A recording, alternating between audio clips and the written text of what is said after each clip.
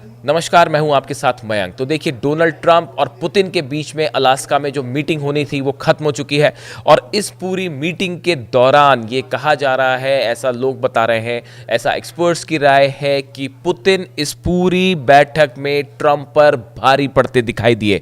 अब ऐसा क्यों कहा जा रहा है, ये बड़ा इंटरेस्टिंग है। देखिए, दोनों देशों के राष्ट्रपति जो थे जब आमने सामने थे तो इनकी बॉडी लैंग्वेज पर सबकी नज़र थी। देखिए, सबसे पहली बात तो ये है कि जब पहली तस्वीर आई इस मीटिंग की, हम बारीकी से फॉलो कर रहे थे एक एक तस्वीर को। जो सबसे पहले तस्वीर आई उसमें अपने एयरक्राफ्ट के अंदर पुतिन बैठे दिखाई दिए, जो एकदम कूल थे, कंपोज थे, काम थे, बड़ी शांति के साथ बैठे हुए दिखाई दिए। उसके बाद हमने दूसरी तस्वीरें देखी कि डोनाल्ड ट्रंप जो है वो अपने प्लेन से बाहर आते हैं, पुतिन अपने प्लेन से बाहर आते हैं। रेड कारपेट बिछा हुआ था, पुतिन रेड कारपेट पे चलते हुए जो है वो डोनाल्ड ट्रंप की तरफ बढ़ते हैं, डोनाल्ड ट्रंप उनकी तरफ बढ़ते हैं। इस दौरान पुतिन के चेहरे पर अच्छी खासी मुस्कान थी, वो बहुत शांत दिखाई दे रहे थे, उनके चेहरे पे मुस्कान थी, उनकी चाल जो थी वो कॉन्फिडेंस से भरी हुई थी। जबकि आप देखें डोनाल्ड ट्रंप जो हैं वो इस पूरी शुरुआती हिस्से में उनके चेहरे पर कोई मुस्कान नहीं थी, मुस्कान गायब थी। डोनाल्ड ट्रंप की बॉडी लैंग्वेज भी जो है बहुत ज़्यादा उत्साहित नहीं दिखाई दे रही थी। उसके बाद देखिए, दोनों एक दूसरे के करीब आते हैं। डोनाल्ड ट्रंप ने पहले ताली बजा के स्वागत किया पुतिन का, फिर उसके बाद दोनों एक दूसरे के करीब आते हैं। पुतिन ने और डोनाल्ड ट्रंप ने जो है वो हाथ मिलाया और डोनाल्ड ट्रंप ने जो है स्वागत किया पुतिन का। इसी दौरान देखिए, एक गौर करने वाली बात ये थी कि जब ये तस्वीरें आ रही थी, एक तरफ F-35 फाइटर जेट्स खड़े थे और दूसरी तरफ Su-57 खड़े थे। दोनों देशों के दो जेट्स आमने सामने खड़े हुए थे, ये एक मैसेज था। उसके बाद जब डोनाल्ड ट्रंप और पुतिन की मुलाकात हुई और दोनों मिलके आगे एयरपोर्ट से थोड़ा सा आगे की तरफ बढ़ना शुरू हुए एक प्लेटफॉर्म पे जहां उन्हें खड़े होना था, तो ऊपर से हमने देखा कि B-2 बॉम्बर जो है वो फ्लाई करता हुआ गया। ये एक प्रकार का एक वेलकम था पुतिन को जो दिया गया। उसके बाद देखिए, बात जब आगे बढ़ती है और एक बड़ा उस पर गौर करने वाला पॉइंट था कि जब डोनाल्ड ट्रंप, ये बिल्कुल शुरुआती कुछ मिनटों की बात है, डोनाल्ड ट्रंप और पुतिन एक साथ जब खड़े हुए थे, वहाँ कुछ पत्रकार भी मौजूद थे। देखिए, वहाँ एक पत्रकार जो मौजूद थे अमेरिकन मीडिया की तरफ से, उन्होंने ये सवाल किया कि क्या सीज फायर होगा, क्या आप सीज फायर करेंगे और जो सिविलियंस की हत्याएं हो रही हैं वो कैसे रुकेंगी। तो देखिए, जब वहाँ पुतिन खड़े थे तो उन तक शायद वो आवाज़ नहीं पहुँच पाई और वहाँ पे उन्हें एड्रेस भी नहीं करना था, कोई जवाब भी नहीं देना था, लेकिन फिर भी इस तरह का सवाल हुआ जिसको लेके रूस का मीडिया जो है वो बहुत भड़का हुआ है कि जिस तरह से ये सवाल किए गए। उसके बाद हमने देखा कि अंदर मीटिंग पॉइंट पे जाने के पहले जो है एक फोटो ऑप हुआ जहाँ पे प्रेसिडेंट ट्रंप और पुतिन जो है वो बैठे हुए थे। उस दौरान भी ये सवाल किए गए कि जो नागरिकों को मारा जा रहा है वो कैसे बंद होगा, इस तरह का सवाल पुतिन से किया गया।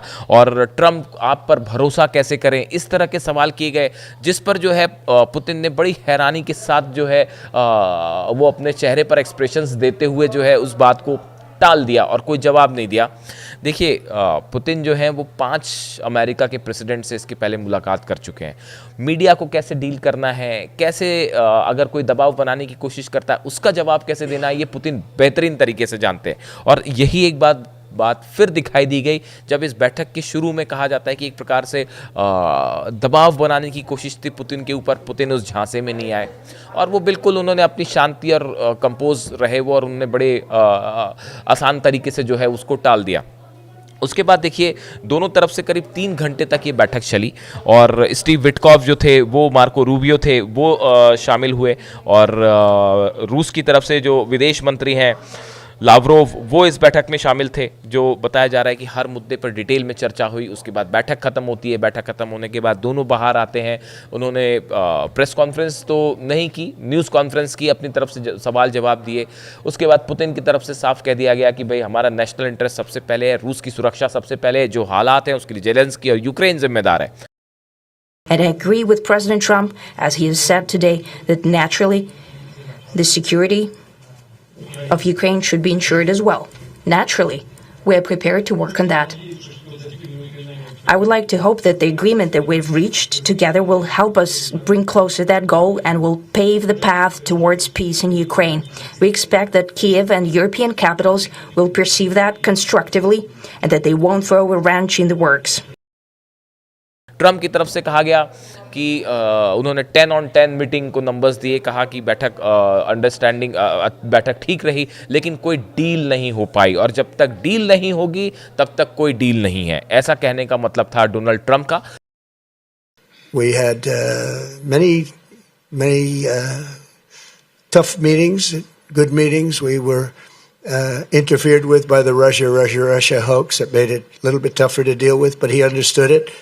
I think he's probably seen things like that during the course of his career. He's seen it all, but we had to put up with the Russia hoax. He knew it was a hoax, and I knew it was a hoax, but what was done was very criminal. But it made it harder for us to deal as a country in terms of the business and all of the things. But we had an extremely productive meeting, and many points were agreed to.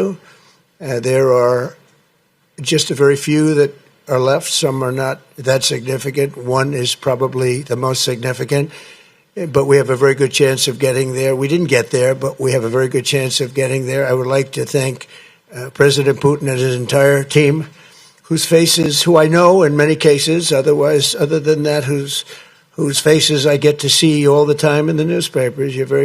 You're almost as famous as the boss. तो कुल मिला के ये बैठक बेनतीजा निकल के आई। इससे जो है सीज़फायर की दिशा में कोई आगे नहीं बढ़ा।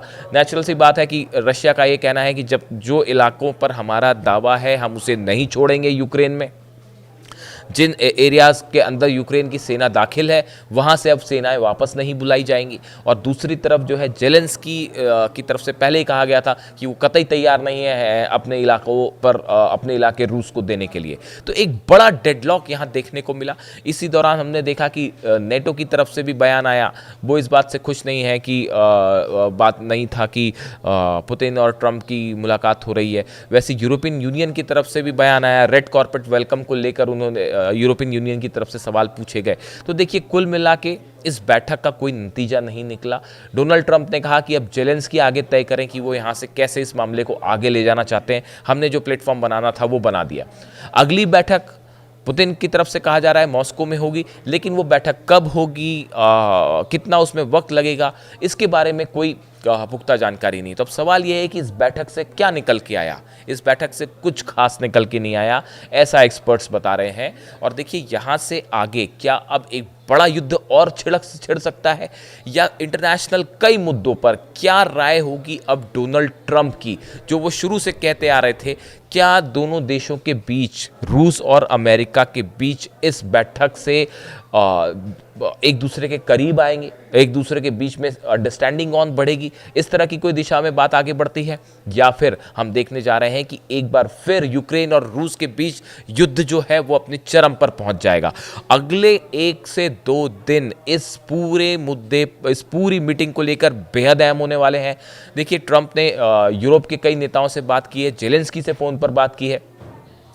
पुतिन वापस जाने के बाद अब कई देशों के राष्ट्रपतियों से बात कर सकते हैं। इसके बाद ये बात साफ होगी कि इस बैठक का टोटल आउटकम क्या हुआ। इसके लिए कुछ इंतज़ार करना पड़ेगा, लेकिन एक बात तो तय है, इस मीटिंग में जैसा एक्सपर्ट्स बता रहे हैं कि पुतिन जो है वो हर मौके पर ट्रंप पर भारी पड़ते दिखाई दिए। जिससे जुड़ी जो भी जानकारी होगी आप तक पहुंचाएंगे। Thank you so much.